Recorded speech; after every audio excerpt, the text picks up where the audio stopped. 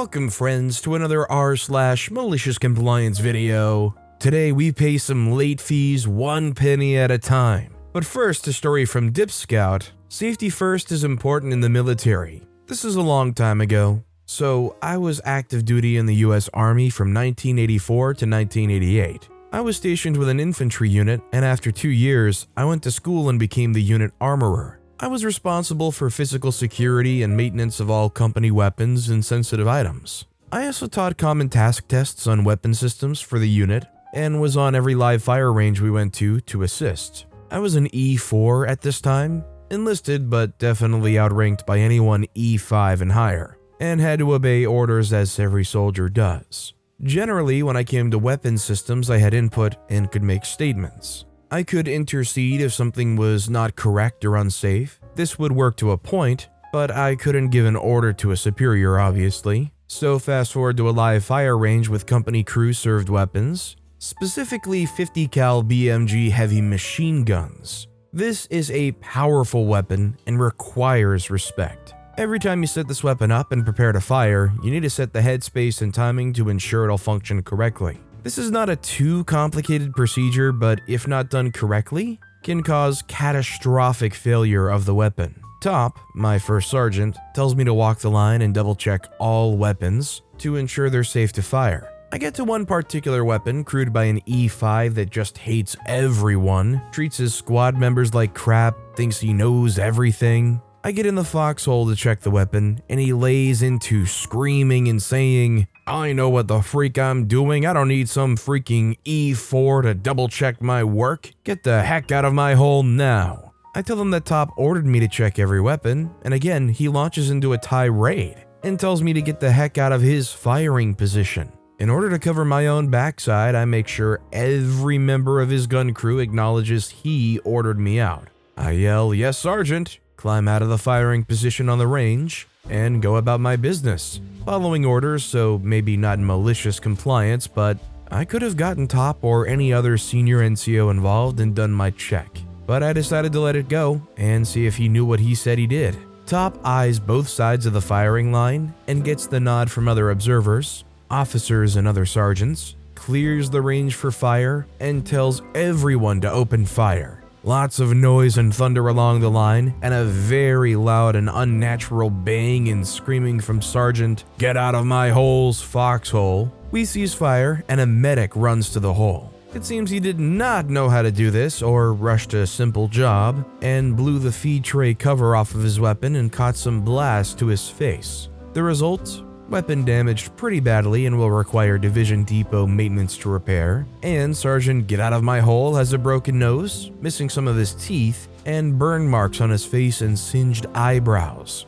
Luckily, he didn't get hurt worse, and his assistant gunner luckily avoided injury. Top heard the whole story, and forevermore in our unit, Top and the other senior NCOs referred to him as Sergeant Headspace. I mean, I get that some people are going to allow that rank to get into their head and not be able to get over the fact that they can't allow a lower rank to upshow them or acknowledge that somebody that's a lower rank knows more about a certain gun than they do, but you would just think when you're dealing with something, crazy like a 50 caliber heavy machine gun, you might just want to hear them out for some tips and some setup instructions. How much do you want to bet though that a guy like this not only did not learn from this incident, but probably doubled down even harder on being even more of a jerk in the future?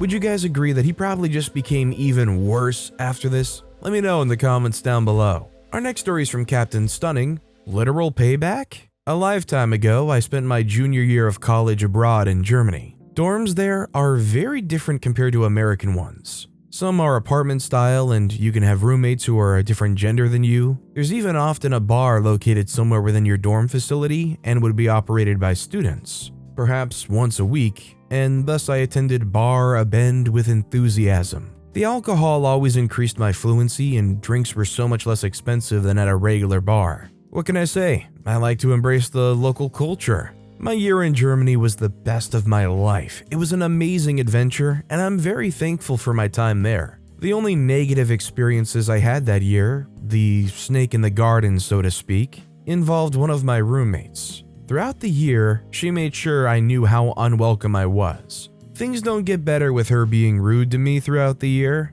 During my last month, she told me several times that I owed money for the phone and I needed to pay it before I left. Each time, I assured her I would pay, just as I'd paid on time all year. As it was in my final few days of packing up my life in Germany, I understandably had a lot of loose ends to tie up. I had to make the final decisions about what to do with everything I'd accumulated in my room. In Germany, at least at the time, cash was still very commonly used. Only much of your cash is actually coins, so it gets heavy carrying around a massive amount of coins. I just put my 1 and 2 penny pieces into a jar since that helped to lighten my load. Fast forward to my last day in Germany, I'm going through my wallet and looking at the most recent reminder note my roommate had given about the phone money owed.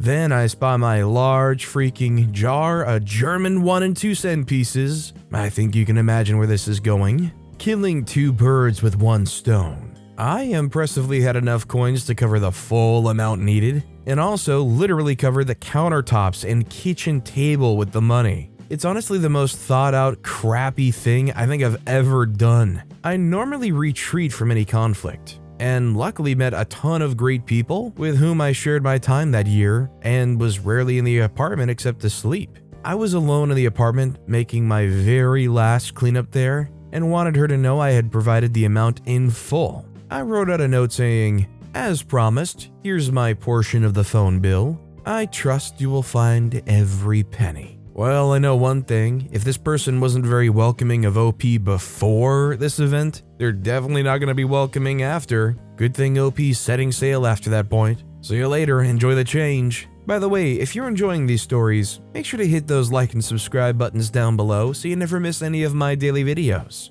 Our next story is from Never Give 3 Up, Paying Library Late Fee, Pennies at a Time. Many years ago, when I was a student, I borrowed some books from the city library. In my country, it's free to borrow books, but if you return them late, you get a small fee, $1 to $2. Typically, you pay the fee the next time you want to borrow a book because you leave the books on the counter and the librarian checks them when they have time. Nowadays, it's automated with self-scanning and so forth. One day, I receive an invoice by mail that I have a late fee for $1.50. And they added $5 for an administrative fee for the invoice. I call the library as I haven't set foot in there for over a year, and the accountant confirms and says it's a late fee for a book I returned late a year and a half ago. I can't argue as I normally don't even remember what I had for dinner last night, so I ask about the $5 administrative fee. According to the Swedish law, a claim for payment can be made up to 3 years after, and they can add a small administrative fee for the invoice.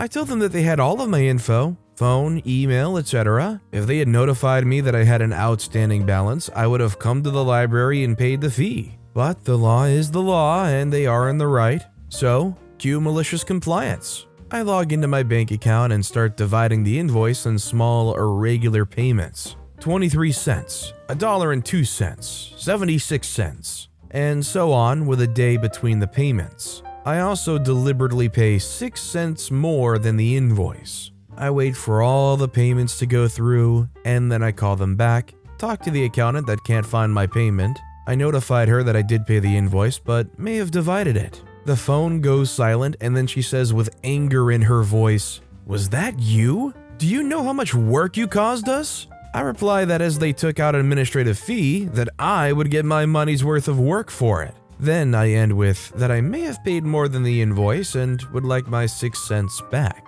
After numerous correspondence with their legal person, they concluded that it would cost them too much to repay the 6 cents, so they couldn't legally be forced to pay. I thank her and end with that I've gotten my money's worth of work for the $5.06. Haven't set foot in the library since, and it's been 21 years. Obviously, this is a bit petty, but at the same time, this library went out of their way to contact you in specifically the way that would make you cough up $5 more than really was necessary. The law's the law, and honestly, it's kind of nice to support the library, but feels like you're getting kind of cheated here. And our final story of the day is from Laughing by Campfire. Yay! I passed a quiz mastering crystal clear instructions. Everyone appreciates saving money at the pump. Gas isn't cheap, but it wasn't quite so bad 20 odd years ago. But still, why pay more than you have to pay? Some folks will wait hours at a Costco. Others have a favorite station that they use when they pass by, even if it isn't close to home or work. In fact, some truck stops are known for having great prices and conveniently just off the freeway.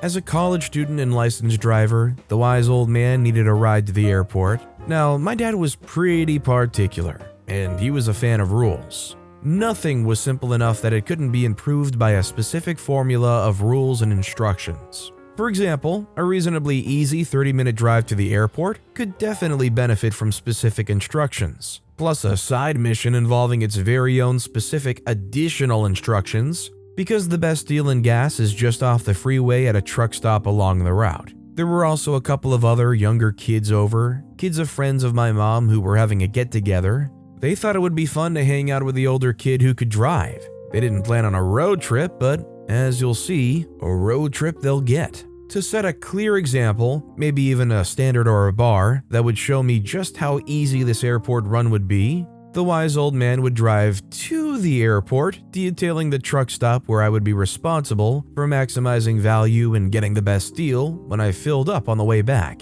with no additional stops or deviations to be allowed on this very clear, very simple mission. So we loaded up from the southeast of downtown and hopped on the freeway. And upon nearing the big city, we hopped on the beltway that rings the city in the center of the US state in which this happened. The wise old man made sure to note as we approached the blessed and preferred truck stop, the exit number, the road name, the truck stop name. This was easily remembered because it was all very close to home.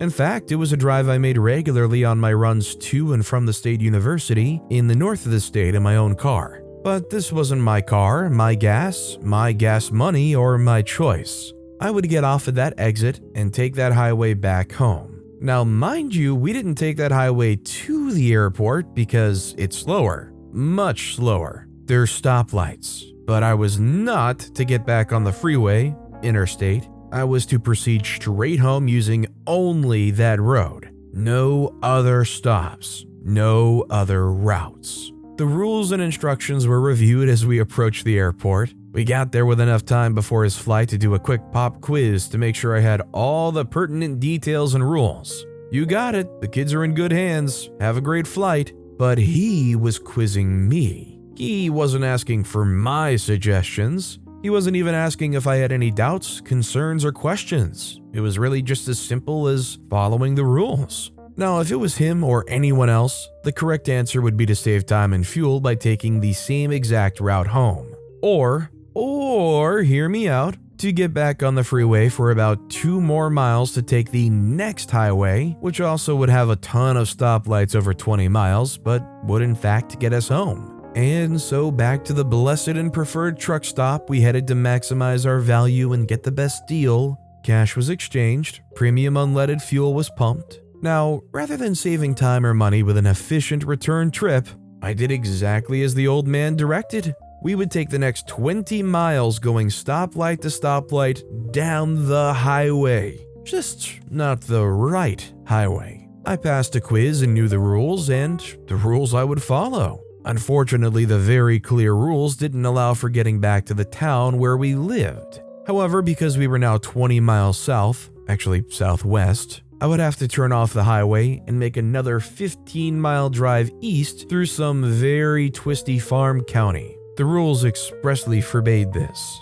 So I pressed on, hoping for the best. That's actually a lie unless you silently add, hoping for the best road trip, because we were absolutely not heading home. The kids in the back were having a blast, going on a trip with the college kid driving, everyone's laughing. It was a genuinely good time. Though as we nipped into the western edge of the correct county, we all knew we weren't going to make it without breaking the rules and deviating from the very clear directions. Everyone in the car could have passed the quiz at the end. As elementary-aged kids of maybe 10, they were very excited to get a vote. Do we follow the rules or do we turn? Nobody thought it was worth breaking the rules, so onward we continued. And so we stopped heading toward home altogether. Having taken this highway more than once on the way to visit friends at the state university in the south of the US state hosting this road trip, I knew we could definitely make it there, but I'd have to go out of pocket for gas to get us home. As with all good things, the road trip had to come to an end, so at a certain point, roughly calculated by a falling fuel gauge,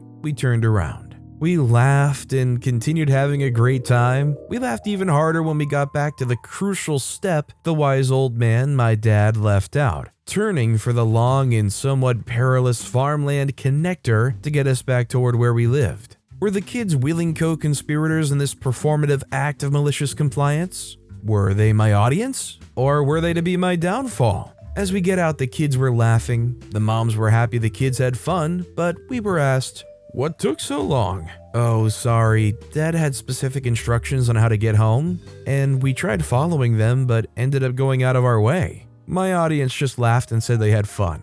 Since the car was on E, my mom topped it off long before my dad returned. So, the wise old man had no idea his rules and very clear instructions ended up paying for us to have a real nice road trip despite his best efforts. My mom since passed for years and I've never told my dad, but the wise old man is no longer as weird about rules. I would love if OP asked if they tried to stick to their rules in the future and maybe realized that their specific route wasn't the right way to go or didn't make sense. Either way, it's a great story, and honestly, it's very fun to just look back on, and although it's not really a story you share with your parents, at least you can share it with everybody here. But with that being said, that's all the time we have for today. Now, if you want to hear another absolutely awesome compliance story, check out that video on the left. Or, if you missed my latest video, check out the video on the right. That said, I'll see you all next time with some more stories.